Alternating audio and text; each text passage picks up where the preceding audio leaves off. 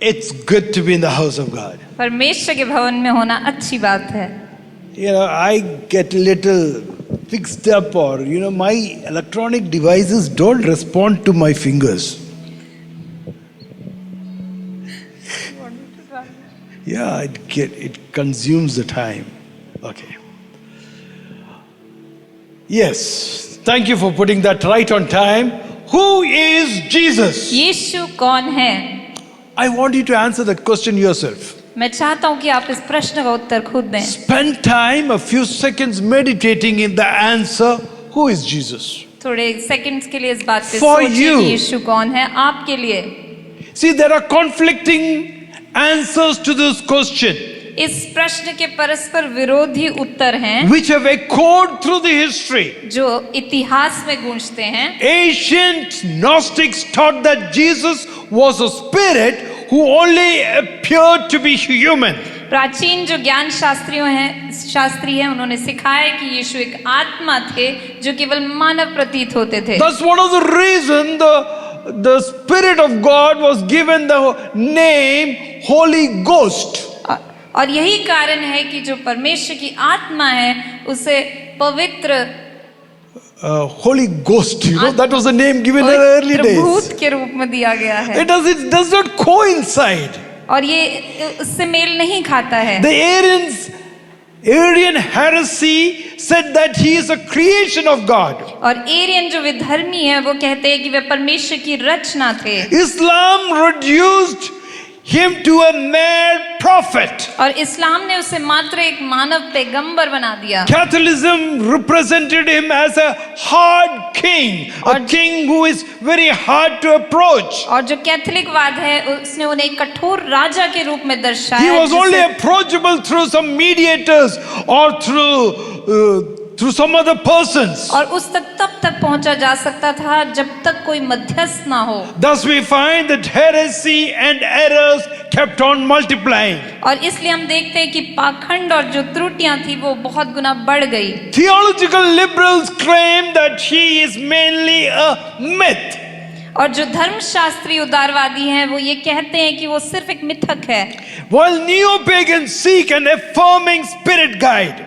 और कुछ कहते हैं कि नवमूर्ति पूजक एक पुष्टिकारी आध्यात्मिक मार्गदर्शक थे. And nowadays modern system, they say that he is an interdimensional alien. और अब के जो आधुनिक मार्गदर्शक है वो इसे इस तरह कहते हैं कि वे अंतरायामी एलियन हैं. Can you imagine Jesus as an alien? क्या आप ऐसे सोच सकते हैं कि यीशु मसीह एक एलियन के रूप में है? But that's what, wrong concept, wrong ideas have crept into the system. और गलत विचार और गलत विचारधारा हमारे बीच में आ गई है. Popular songs present him as an imaginary friend who always guides us from trials. और जो लोकप्रिय गीत है वो उसे काल्पनिक मित्र के रूप में बताते हैं जो हमेशा हमारी कठिनाइयों को दूर करता है. Some use them as a curse word.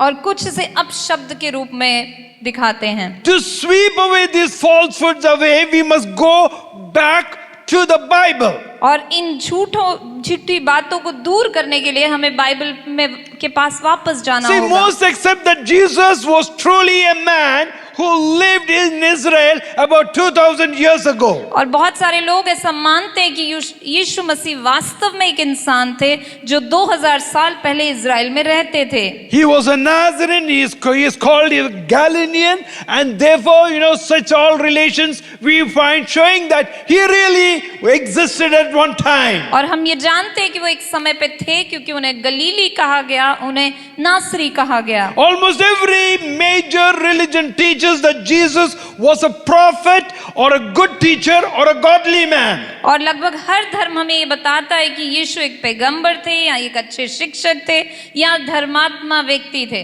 But Bible tells us something more, something much more. He is than a prophet. He is better than a good teacher or a godly man. और लेकिन Bible हमें बताती है कि वो एक शिक्षक या एक धर्मात्मा से ऊपर कुछ और थे. What does the Bible teach? और बाइबल हमें क्या सिखाती है? Bible teaches us that he is God. Bible हमें ये सिखाती है कि वे परमेश्वर हैं।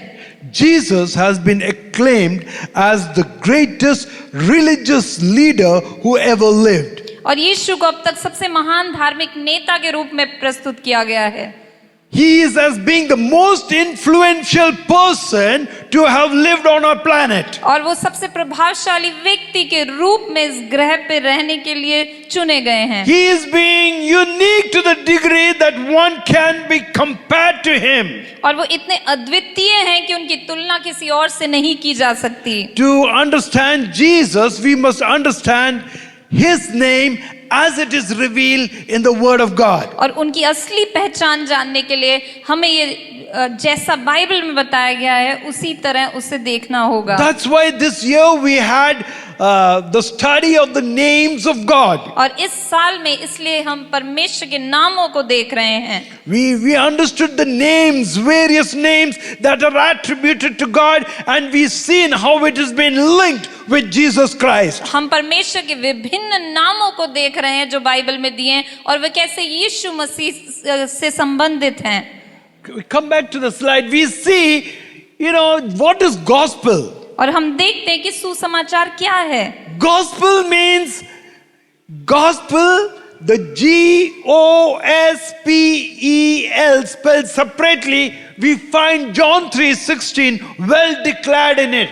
अगर हम इन लेटर्स को देखें GOSPEL तो पूरा सुसमाचार इनके द्वारा दिखाया जाता है। G for God so loved the world that he gave his only begotten son, that whosoever believes in him should not perish but have everlasting life. परमेश्वर ने जगत से ऐसा प्रेम किया कि उसने अपना इकलौता पुत्र दे दिया ताकि जो कोई उस पर विश्वास करे वह नाश ना हो पर अनंत जीवन पाए।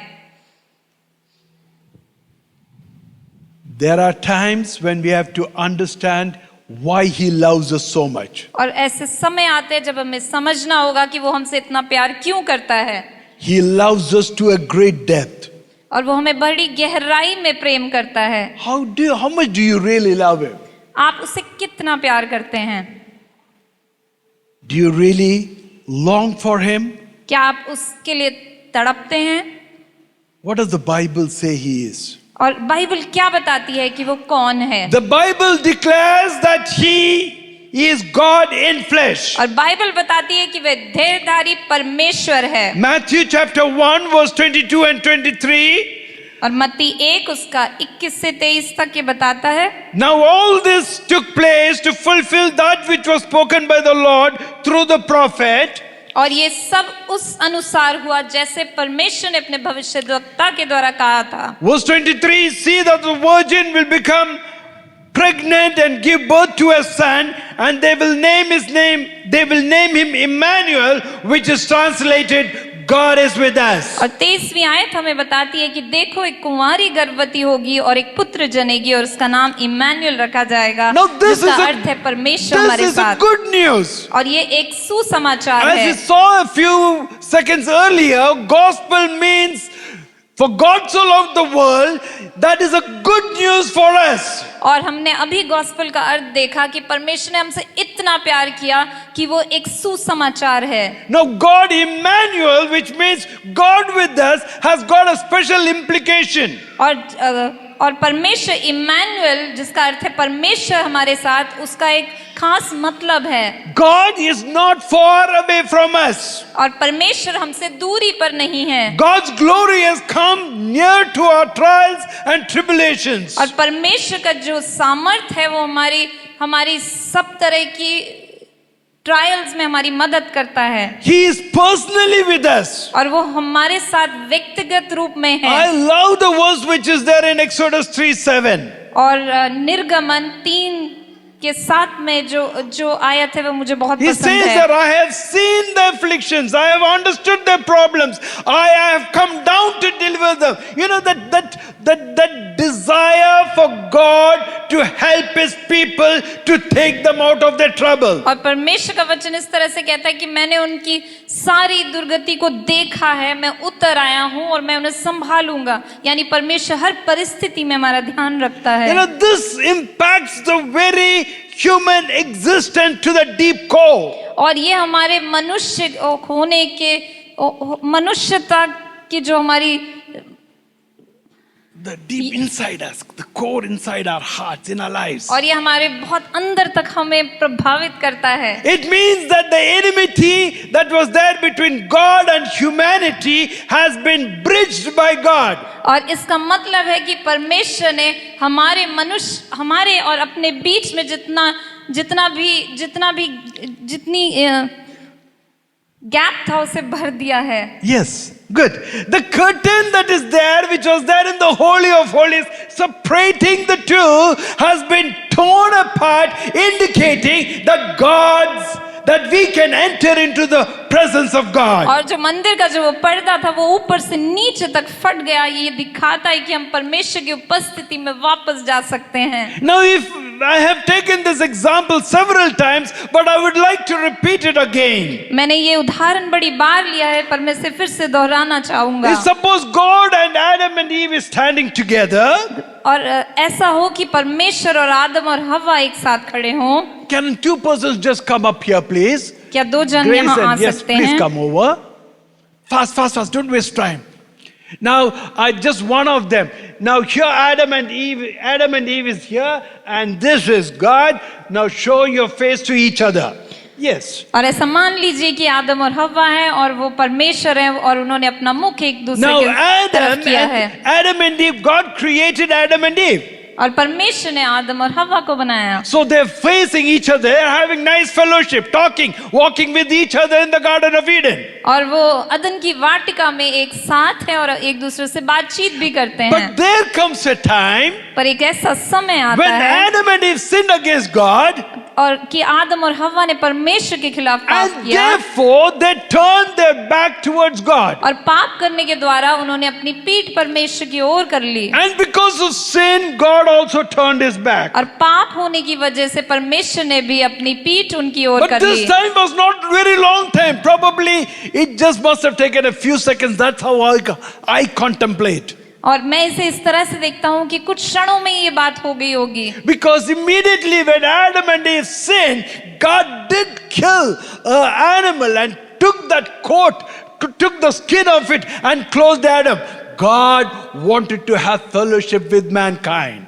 और उस समय ऐसा नहीं हुआ कि बच्चों के लहू को लेकर उनकी तरफ से लगाया गया हो. ऐसा कुछ नहीं था. परमेश्वर चाहता था कि वो मनुष्य के साथ एक संगति में आए. God killed an animal and clothed Adam and Eve. परमेश्वर ने आदम और हवा को मार नहीं दिया क्योंकि वो उसके साथ संगति रखना चाहता था. He clothed them with an animal skin. और इसलिए परमेश्वर ने उनकी नंगापन को, पशुओं की जो खाल से ढक दिया.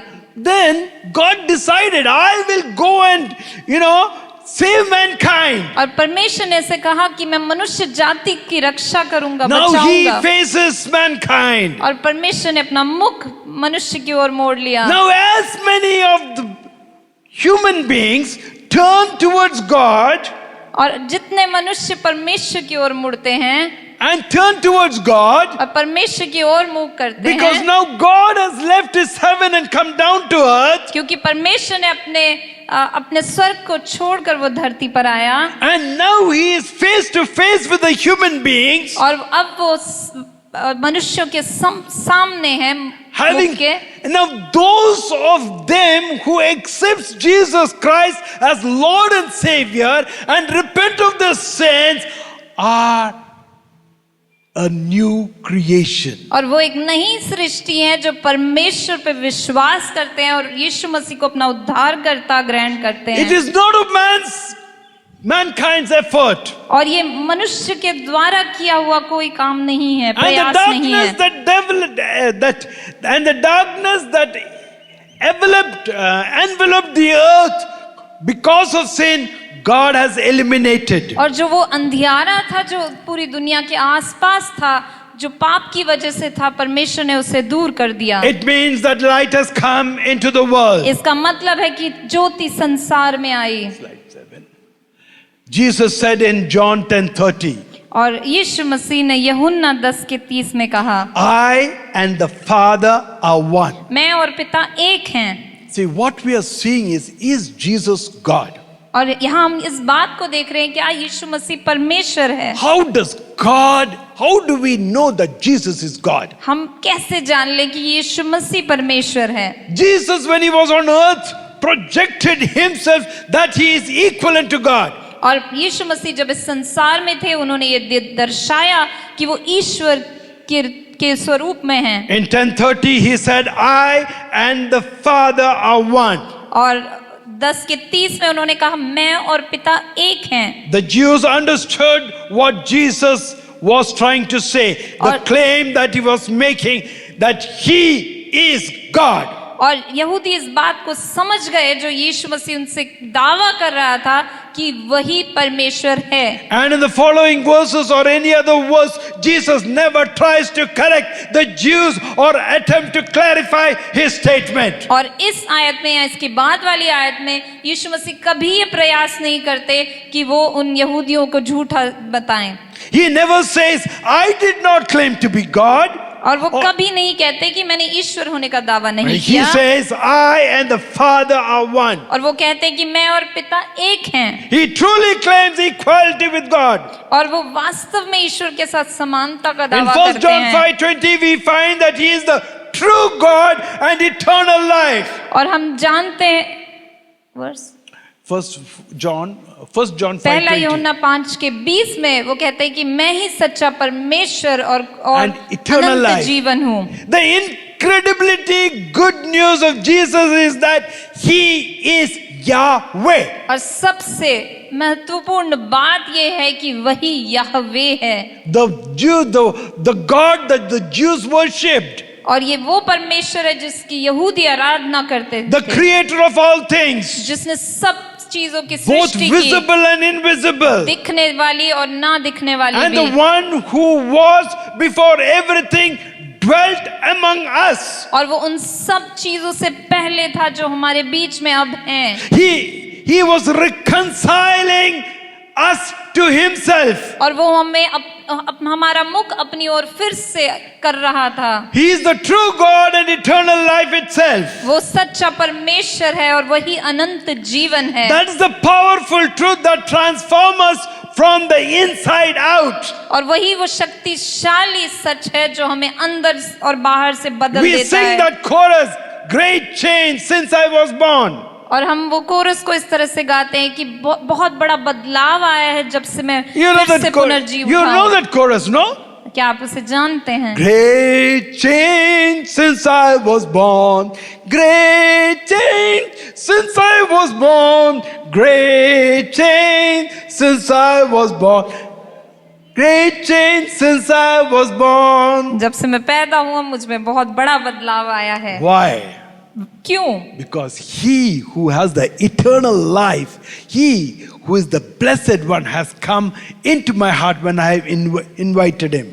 क्योंकि वो जो अनंत जीवन देने वाला है, वो जो सबसे आशीषित है, वो मेरे जीवन में आया जब मैंने उसे पुकारा। Eternal life itself is with us. और जो अनंत जीवन है वो ही हमारे साथ है। Death is conquered and we are restored to God according to his glorious design. और जो हमने मृत्यु पे जय पाली है और हम परमेश्वर से फिर मिल गए हैं जैसे उसका डिजाइन Paul था। could say clearly, "Oh death, where is your sting? Where is your sting?" और इसलिए पौलुस इस तरह से कहता है कि हे मृत्यु तेरा डंक कहाँ रहा? And therefore he has become the mediator between God and us. और वो हमारे मध्यस्थ बन गया हमारे और परमेश्वर के बीच में। Jesus is the goodwill and love of God. और यीशु मसीह हमारे बीच में He is the slide it. It's not there. Jesus being the goodwill and the love of God. और यीशु मसीह परमेश्वर के प्रेम और उसकी अच्छाई को दर्शाता है। Jesus is our advocate and high priest of a heavenly confession. Slide 8. Jesus is our advocate. और यीशु मसीह हमारा एडवोकेट है। What's an advocate? एडवोकेट कौन होता है? वकील। Vakil. We need, everyone needs a vakil at times. And he is the high priest of a heavenly confession. और वो हमारा महायाजक है स्वर्गीय स्थानों में।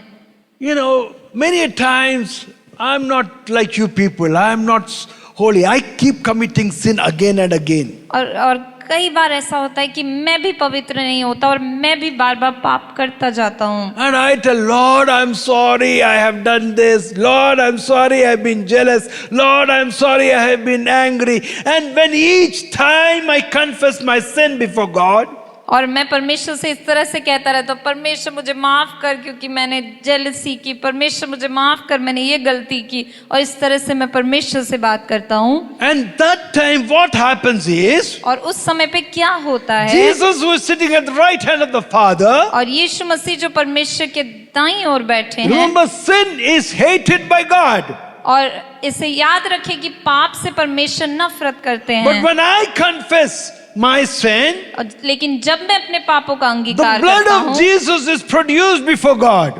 तो परमेश्वर का लहू यीशु का blood of लहू Jesus परमेश्वर के सामने shed on the प्रस्तुत cross, किया जाता है, shed on the cross, जो उन्होंने क्रूस पर बहाया, that is produced before God. वो परमेश्वर के सामने उपस्थित किया And you जाता know, है. he advocates for me and he says, I have paid the price for his और sin. वो मेरे लिए एक वकील की तरह काम करते हैं और कहते हैं कि मैंने इसके लिए दाम चुका दिया है. So that, no, the mankind, whether both rich or poor, और पूरी मानव जाति के लिए, चाहे कोई अमीर हो चाहे गरीब, the noble or rejected, और चाहे वो उच्च हो चाहे वो तिरस्कृत हो, mighty or worthless, और चाहे वो महान हो चाहे वो कोई कीमत ना all रखता come to हो, God to find the goodwill and love. वो सब परमेश्वर के पास आते हैं ताकि वो उसकी भलाई और उसके प्यार को जान सकें. All creation was created by God, by the word of God through Jesus Christ. Slide 9. पूरी सृष्टि की रचना परमेश्वर के वचन के द्वारा, यीशु मसीह के द्वारा की गई. Again I am reminding, we are looking at the fact as to who Jesus is. मैं फिर से आपको याद दिलाता हूँ कि हम देख रहे हैं कि यीशु मसीह कौन है. You know, you may not feel this to be a big sermon. और आप ऐसा नहीं सोचेंगे कि ये एक अब बड़ा शायद ऐसा- सरमन है. So, you know, it's a simple sermon. ये एक बड़ा ही सरल सा सरमन है. You know, many a times I tell talk to myself, I tell the table of 12. You know what is the table of 12?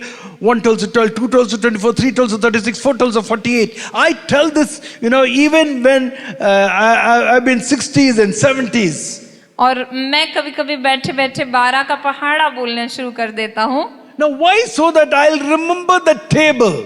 मैं ऐसा क्यों करता हूँ ताकि मुझे वो पहाड़ा याद These रहे. are basic things that we learn in grade 3 or 4. और ये बहुत ही बेसिक चीजें हैं जो हमें तीसरी या चौथी कक्षा But में why पढ़ाया say it जाता है. again at the age of 60s and 70s? पर 60 और 70 की उम्र में मैं इसे बार बार क्यों Because कहता we हूँ. have to remember that 12 dozen is very important for us. Whether you go to shop to buy fruits or something. और 12 क्योंकि डजन होने के नाते वो बहुत ही महत्वपूर्ण है और कहीं भी जाओ तो आपको उसका इस्तेमाल होगा. So we find that all creation was created by the word of God through Jesus Christ. सभी चीजें परमेश्वर के वचन के द्वारा बनाई गई हैं. All creation was ordered by the word of God through Jesus Christ. सारी सृष्टि यीशु मसीह के माध्यम से परमेश्वर के वचन के द्वारा बनाई गई All है. creation is sustained by the word of God through Jesus और Christ. सारी सृष्टि आदेशित की गई है यीशु मसीह के माध्यम से परमेश्वर के वचन में. All those who have accepted Jesus Christ as their Lord and Savior जितनों ने यीशु मसीह को अपना उद्धारकर्ता करके ग्रहण किया है and repented of their और sins अपने पापों से पश्चाताप किया है, are born again through the living and enduring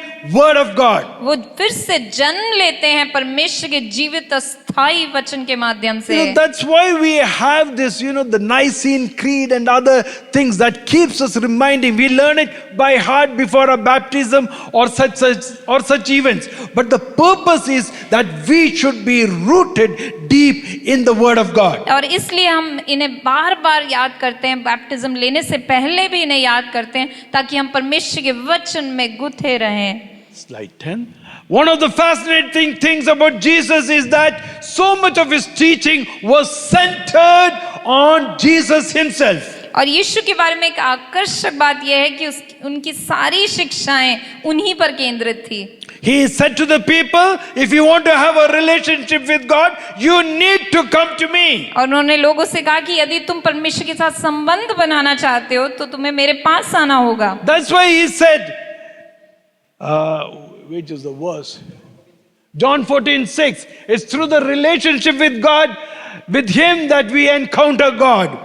और यूहन्ना 14:6 में कहा है कि उसके साथ संबंध के माध्यम से हम ईश्वर से साक्षात्कार करते Jesus हैं। said, I am the way, the truth and the life. यीशु ने कहा मार्ग और सच्चाई और जीवन मैं ही हूँ। No one comes to the Father except through me. बिना मेरे द्वारा कोई पिता के पास नहीं You're पहुंच सकता। understanding the link that is there. क्या आप इस कड़ी को समझ रहे हैं जो उनके बीच में It है? is through the relationship with Jesus that we encounter God. और यीशु मसीह के संबंध के साथ ही हम परमेश्वर से साक्षात्कार कर That's सकते why हैं। he said, I'm the good shepherd. I am the living water. I am the bread of life. I am that I am. That's why he said the 7 I ams. और इसीलिए वो कहता है कि मैं एक अच्छा चरवाहा हूँ, मैं जगत की ज्योति हूँ, मैं ही वो जीवन का जल हूँ और मैं ही वो मैं हूँ जिसे 7 बार कहा गया है। He claimed that he had the authority to forgive sins like और that. वो ये दावा करता है कि उसके पास पापों की क्षमा करने का अधिकार है। First we saw that he is the way, the truth and the life. सबसे पहले हमने देखा कि मार्ग, सच्चाई और जीवन वो है। And now we are looking to the fact that he has authority to forgive sins. और अब हम ये देख रहे हैं कि उसे पापों की क्षमा करने का भी अधिकार है। This we may not find him speaking directly, but the things he did and things that happened showed that he has the authority to forgive sins. उसने जो किया और जो बातें हुई उसके द्वारा हम देख सकते हैं कि हम उन घटनाओं के द्वारा हम देख सकते हैं कि उसे पापों की क्षमा करने का अधिकार है। Mark chapter 2 verse 3 to 12. और मरकुस उसका 2:3 से लेके 12 तक हमें दिखाता है। I'll read in English, you can read there in Hindi. And they came bringing to him a paralytic carried by 4 men. कुछ लोग एक लकवे के रोगी को उसके पास लाए जिसे 4 व्यक्तियों ने उठाया हुआ था। And when they could not get near him because of the crowd, they removed the roof above him. And when they had made an opening, they let down the bed on which the paralytic lay. और भीड़ के कारण वे मसीह यीशु के पास पहुंचने में असमर्थ थे, इसलिए उन्होंने जहां मसीह यीशु थे वहां की कच्ची छत को हटाकर वहां से उस रोगी को बिछौने समेत नीचे उतार दिया। Now mark this verse 5. And when Jesus saw their faith, he said to the paralytic, son, your sins are forgiven. और इसे 5 को ध्यान से देखिए कि उसने उस विश्वास को यीशु मसीह ने लकवे के रोगी से कहा, पुत्र तुम्हारे पाप क्षमा हो चुके हैं। Now some of the scribes who were sitting there and were questioning in their heart, और वहां मौजूद कुछ शास्त्री अपने मन में ये विचार करने लगे, why does this man speak like that? ये व्यक्ति ऐसा क्यों कह रहा है? He is blaspheming. Who can forgive sins but God alone? ये तो परमेश्वर की निंदा कर रहा है, परमेश्वर के अतिरिक्त कौन पापों को क्षमा कर And सकता है? immediately Jesus, perceiving in his spirit that thus they questioned within themselves, said to them, why do you question these things in your heart? और मसीह यीशु को अपनी आत्मा में उसी क्षण ये मालूम हो गया कि वे इस प्रकार सोच रहे हैं। मसीह यीशु ने उन्हें ही संबोधित करते हुए प्रश्न किया, आप अपने मन में इस प्रकार सोच विचार क्यों कर रहे हैं? Which is easier to say to the paralytic, your sins are forgiven, or to say, rise up, take up your bed and walk? और लकवे के रोगी से क्या कहना सरल है, तुम्हारे पाप क्षमा हुए, या ये उठो अपना बिछौना उठाकर चले जाओ? But verse 10 says, but that you may know that the Son of Man has authority on earth to forgive sins.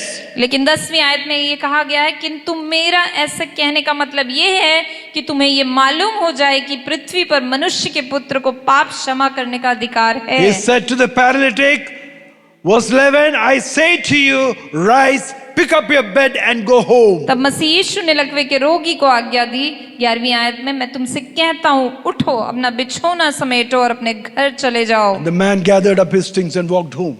और वह उठा और तत्काल अपना बिछौना समेटकर उनके देखते देखते वहां से चला गया। With his sins forgiven. और उसके द्वारा पापों की क्षमा Oh, होती what a है। wonderful God we serve. और कितना महान और अद्भुत परमेश्वर है जिसकी हम सेवा When करते we हैं। look at the women caught in adultery, और अगर हम उस औरत को देखें जो व्यभिचार में लिप्त थी, you know, Jesus, they were all people were ready to cast their stones at him, at her. और वहाँ जो लोग खड़े थे वे उसे पथराव करने के लिए तैयार थे, But Jesus reminds the people of their sin. लेकिन यीशु मसीह वहाँ हर एक को चिताते हैं And he says, he who has not sinned, let him cast the first stone. और वो कहते हैं कि जिसने कभी पाप ना किया वो पहला पत्थर उठाकर स्त्री को मारे।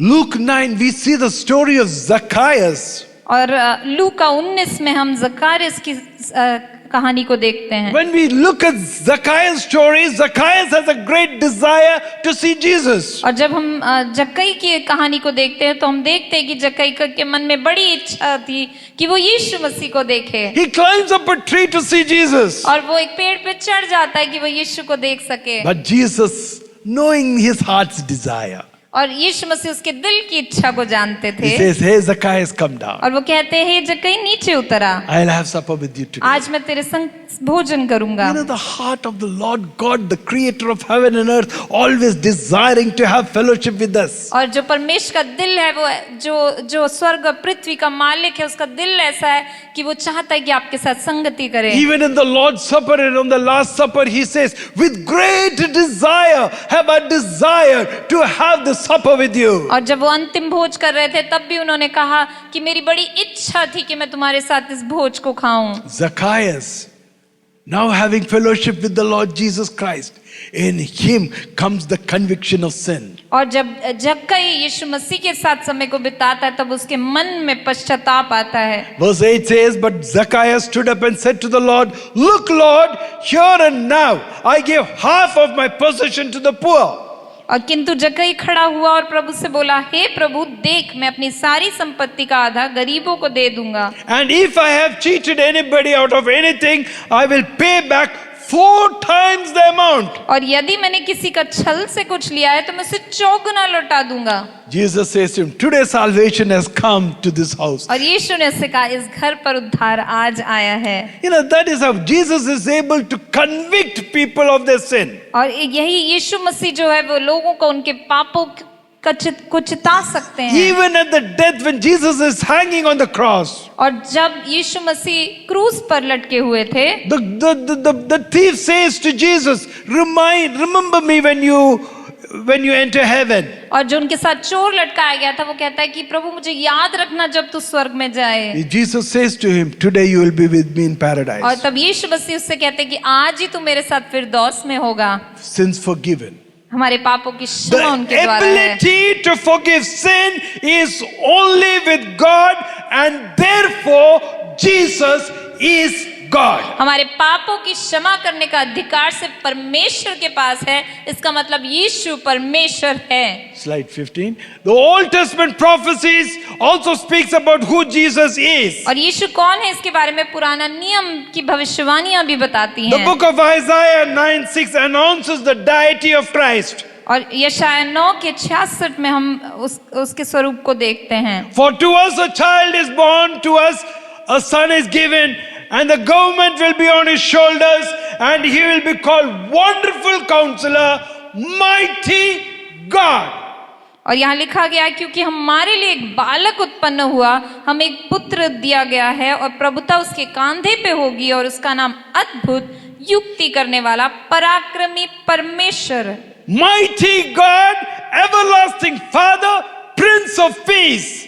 पराक्रमी परमेश्वर, अनंत काल का पिता और शांति का राजकुमार। There is no question as to doubt his identity as whether he is God or not. और इसके बारे में कोई प्रश्न खड़ा होता ही नहीं है कि वो परमेश्वर है कि नहीं। You know, C.L. Lewis, he points out certain factors which I just, you know, if his identity is questioned, what does it matter? Why is it so important? और C.S. लुइस कुछ ऐसी बातों को बताते हैं कि अगर यीशु परमेश्वर नहीं है तो उसके बारे में क्या क्या उसके बारे में कहा जा सकता है? C.S. Lewis pointed out, if Jesus is not God, then Jesus is the worst liar and untrustworthy in every way. और वो C.S. लुइस इस तरह से कहते हैं कि अगर यीशु परमेश्वर नहीं है तो वो सबसे बड़ा झूठा है और उसके बारे में सब चीजें गलत हैं। If Jesus is not God, then the apostles would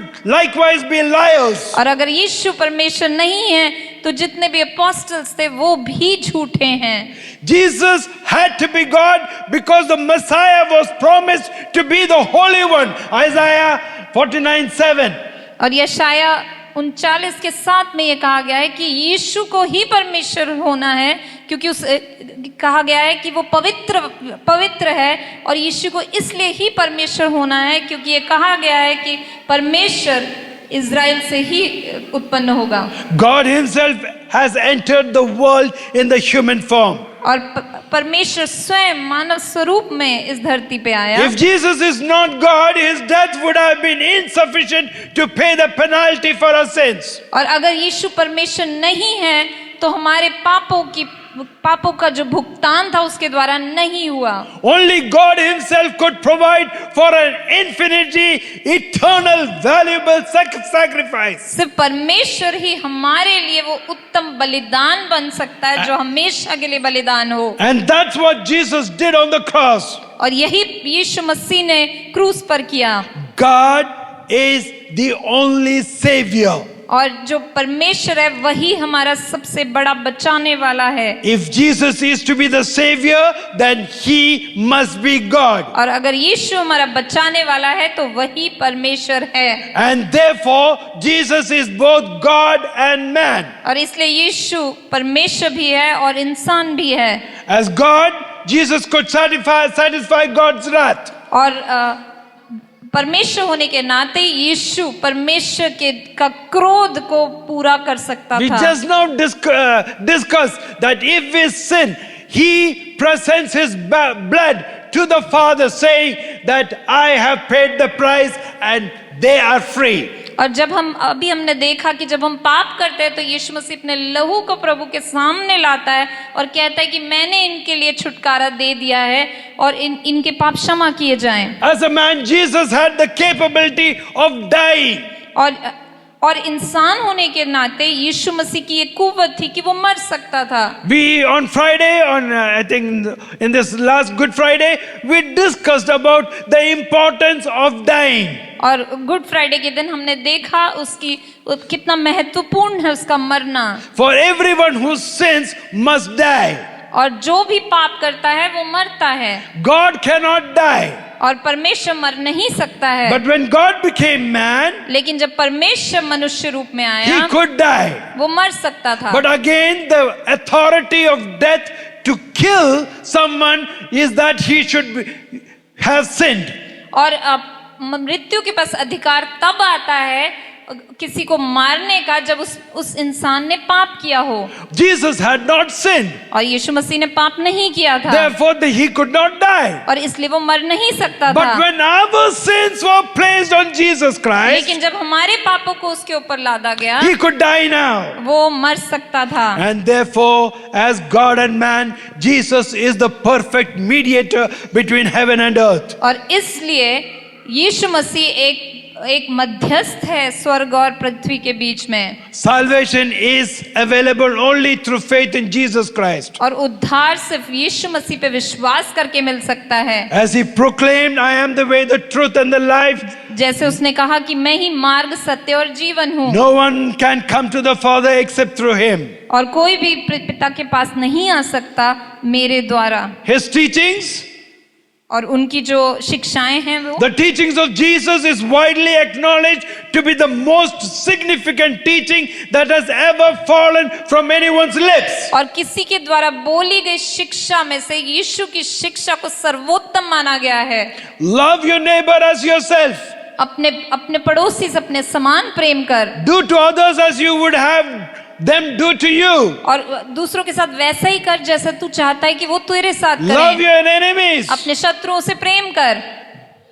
Bernard Ramm, an American professor of theology, said this about the teachings of Jesus. और बर्नार्ड राम जो एक अमेरिकन प्रोफेसर है थियोलॉजी के, उन्होंने यीशु की शिक्षाओं के बारे में ये कहा। He said the teachings of Jesus are read more, quoted more, loved more, believed more, and translated more than any other greatest prophets. और वो इस तरह से कहता है कि यीशु की शिक्षाओं को ज्यादा पढ़ा जाता है, उससे ज्यादा कोट किया जाता है, उससे ज्यादा प्यार किया जाता है, उस पर ज्यादा विश्वास किया जाता है, और उसे अन्य भाषाओं में ट्रांसलेट भी किया जाता है, क्योंकि वो महानतम शब्द कहे गए हैं। God's words have blessed millions of hearts. और यीशु के वचनों के द्वारा अनेक हृदय छुए गए His हैं। teaching works. उसकी जो शिक्षा है वो काम करती है। Now what?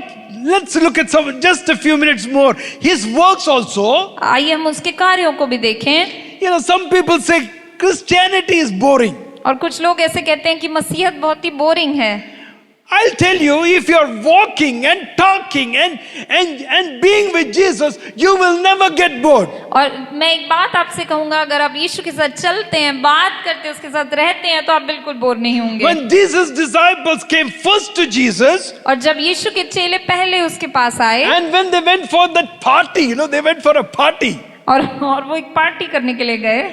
They went for the wedding party. वो एक शादी के उत्सव में गए, And there the wine finished. और वहां पर जो मदिरा थी वो खत्म हो गई Jesus थी, made the wine. और जो दाखरस था वो खत्म हो गया था। And if you're with Jesus and walking with him and Jesus is walking by, he comes to a funeral. और Jesus goes to a funeral. और यीशु मसीह उसी तरह एक फ्यूनरल में भी जाते हैं, And he commands those people in that funeral, take away the stone. Take away the Stone. The big stone, Lazarus story. और वो वहां जाकर कहते हैं कि ये जो कब्र पर जो पत्थर हटा है, उस पत्थर रखा हुआ उसे हटा दो। Hey Lazarus, come forth. और वो कहते हैं, हे लाजरस बाहर आ जा। Unbind him and let him go. Unbind him and let him go. और उसे खोल दो और उसे जाने दो। Yeah, what an exciting time the disciples must be having. और उस समय जो उनके चेले थे, उनका कितना अच्छा समय होगा। Little children loved to be with him. और जो छोटे बच्चे थे वो उनके साथ रह के बड़े खुश थे। Women washed his feet with tears and with their hair with that agapic love. और जो औरतें थी वो उनके पैरों को अपने आंसुओं से धोती थी, वो अगापे प्यार दिखाती थी उनके प्रति। Jesus never cheated. और यीशु मसीह ने किसी के साथ भी चीटिंग नहीं He की। said, give to Caesar what is Caesar's and give to God what is God's. और वो इस तरह से कहते थे कि जो सीजर का है वो सीजर को दो, जो परमेश्वर का है परमेश्वर को दो। He had to pay a tax at one time. He tells Peter, go and do fishing and there you'll find a coin in his mouth. Take it and pay for the tax of you and me. एक बार उन्हें tax देना था, और उन्होंने पतरस से कहा कि जा एक जाल डाल और तुझे मछली मिलेगी, और मछली के मुंह में एक सिक्का होगा, जाकर हमारे लिए उस कर को दे दे। His company is, absolutely thrilling. और उनकी जो आसपास के लोग थे वो बड़े उत्साहित On the थे। road to Emmaus, the disciples said after Jesus left, our hearts were burning inside us. और जो इमोस की सड़क पे जा रहे थे, जब यीशु मसीह गुजरे तो उन्होंने कहा कि हमारे हृदय जल रहे हैं। He was a very attractive young man. और वो एक बड़े ही अद्भुत आकर्षित He was full of पुरुष थे, life. और वो जीवन से भरे हुए थे। His muscles must have been good being a carpenter, doing a lot of exercise. और उनके अच्छे मसल्स होंगे क्योंकि वो कारपेंटर थे, और वो बहुत एक्सरसाइज करते Jesus होंगे। loved life. यीशु मसीह जीवन से प्यार करते And थे, he loved to laugh also. और उन्हें हंसना पसंद था। Someone has said that he is the Lord of the laughter. और किसी ने इस तरह से कहा है कि वो प्रभु है हंसने के। When you're filled with the Spirit, I've seen people laughing so much that they're bubbling inside and laughing. और जब आप लोगों को देखते हैं, आपका मन उत्साहित हो जाता है और वो आप अंदर से हंसते हैं। Every day's walk with Jesus, the word Christ itself declares his power. और जब हम प्रतिदिन यीशु के साथ चलते हैं तो उनका नाम ही उनकी सामर्थ को दिखाता है। C declares the cleansing power. सी दिखाता है कि उनमें शुद्ध करने की शक्ति है। H declares his healing power. H दिखाता है कि उनमें चंगाई करने की R, शक्ति है।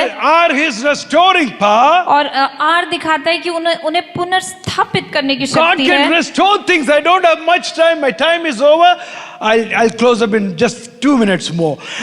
I for identifying power. और आई दिखाता है कि उनमें पहचानने की शक्ति Again है। S for strengthening power. और एस दिखाता है कि उनमें दृढ़ करने की And शक्ति T for है। transforming power. और टी दिखाता है कि उनमें पूरी रीति से बदल देने की He शक्ति है। is the one and the only God.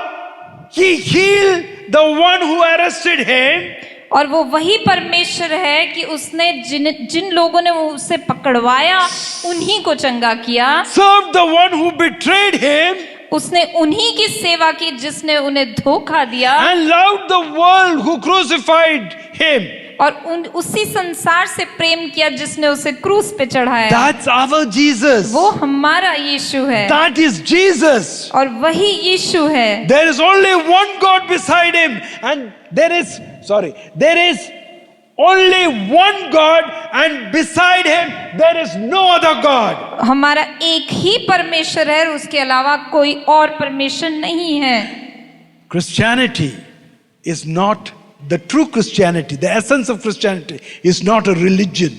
जो सही मसीहत है वो कोई धर्म नहीं है। It's a relationship. वो एक तरह का रिश्ता है। Your relationship with God. आपका रिश्ता परमेश्वर के साथ। Oh Jesus, you're the most wonderful person. और यीशु मसीह आप सबसे अद्भुत In closing, I just want to पुरुष say थे। this. और अंत में मैं ये कहना चाहूंगा, You may think you can live fine without Christ, आप ये सोच सकते हैं कि मैं यीशु मसीह के बिना बहुत अच्छे से जी सकता हूँ, but you cannot afford to die without him. लेकिन आप उसके बिना मरना अफोर्ड नहीं कर सकते। Please don't try it, ऐसा कोशिश भी ना कीजिए, because hell is very difficult place. क्योंकि जो नर्क है वो बहुत ही मुश्किल स्थान है। Salvation is by grace alone, और जो उद्धार है वो सिर्फ अनुग्रह के द्वारा through है, faith alone, और वो सिर्फ विश्वास के द्वारा है, in Christ alone. वो सिर्फ मसीह के द्वारा है। A doctor can save your life. और एक डॉक्टर आपकी जिंदगी बचा सकता A है, lawyer can defend your life. और वकील आपके लिए आपकी तरफ से बोल सकता A है, soldier can give you a peaceful life, और सैनिक आपको एक शांति का जीवन दे but सकता only है, God can give you everlasting life. लेकिन परमेश्वर ही आपको अनंत जीवन दे सकता है। Jesus Christ, He is the only true God, यीशु मसीह वही सच्चा परमेश्वर है, and He is eternal life. और वही अनंत जीवन है। He is a wonderful person. वो एक अद्भुत पुरुष है। Have fellowship with Him. आप उसके साथ संगति में That is समय Jesus बिताइए। Christ. वही यीशु मसीह हैं। Thank you, Pastor. Hallelujah. एक मिनट खड़े रहिए. Can you put this one? You may think that you can live fine without Christ. You can live fine without Christ, but you cannot afford to die without Him. It's very, very true. ये बहुत सच है। हम बिना मसीह के जी सकते हैं, We can live without Christ. क्योंकि इस संसार में हमें रुपया, पैसा, धन, दौलत, इन सब के साथ हम जी सकते हैं। We can live with money and everything and all the luxuries of the world. प्रभु को हम बिल्कुल पीछे रख सकते हैं, We can keep Jesus in the end. लेकिन ये जीवन एक दिन बीतेगा।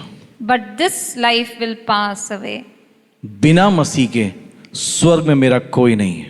Without Jesus, there's no one in heaven for me. Dawood कहते हैं, स्वर्ग में मैं तेरे अलावा किसको जानता हूँ। And David says that in heaven, I do not know anyone but you. अगर स्वर्ग में मैं यीशु को नहीं जानता, मैं वहां नहीं जा सकता, If I don't know Jesus, I cannot go to heaven. क्योंकि इस जीवन को खत्म होना बिल्कुल श्योर है, निश्चित है। Because this life will surely end. अगर ये जीवन 1000 साल का भी हो, Suppose this life is for 1000 years. लेकिन वो भी बीत जाएगा। That will also pass. बिना मसीह के स्वर्ग नहीं जा पाएंगे। Without Jesus, we cannot go to heaven. यीशु ने अपने आप को बलिदान किया कि मैं और आप अनंत जीवन पाएं। Jesus sacrificed himself so that you and I can get everlasting life. आइए उससे अपने जीवन में पहला स्थान दें।